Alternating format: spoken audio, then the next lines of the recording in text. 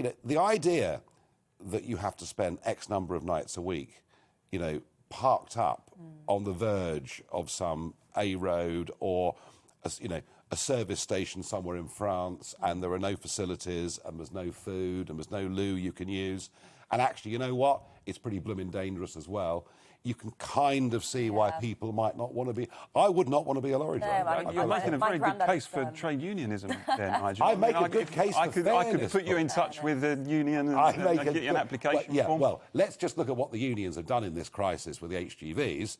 You know, going on strike in August. What do you have to say about your fellow trade unionists going on strike in Swansea in August and helping cause this massive backlog? Well, first of all, I think we have to defend people's right to strike. If they're being treated unfairly, then I think they've got a right to withdraw their labour. And actually, in my experience as a long-term trade unionist, it is very, very rare for people to take that option, and they tend to do it only if they feel they've got a legitimate gripe. And especially now with some of the thresholds that were introduced by the Tory government in terms of the Trade Union Act to get over the line. But you accept some responsibility here on behalf of the trade union movement. Oh, look, if you withdraw your labour, of course you have to accept responsibility. Yeah. I get that completely, but actually, when we live in a society, Nigel, where the gap between rich and poor is growing, and there are huge regional inequalities.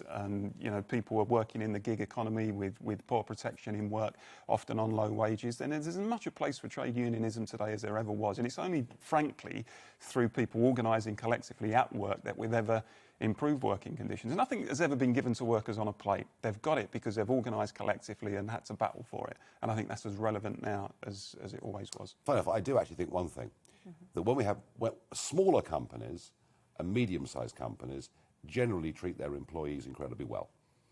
In fact, to the extent they almost become part of the family. There's more of that human relationship, isn't there? The bigger, the gianter, the more multinational the company is, the worse it treats people, and the more it just wants labour at the cheapest cost and couldn't give a damn.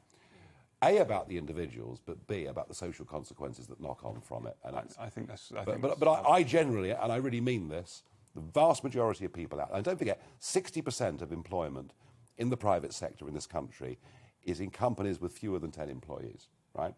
And I promise you, the vast majority of small business people that I've met in this country genuinely care about their employees.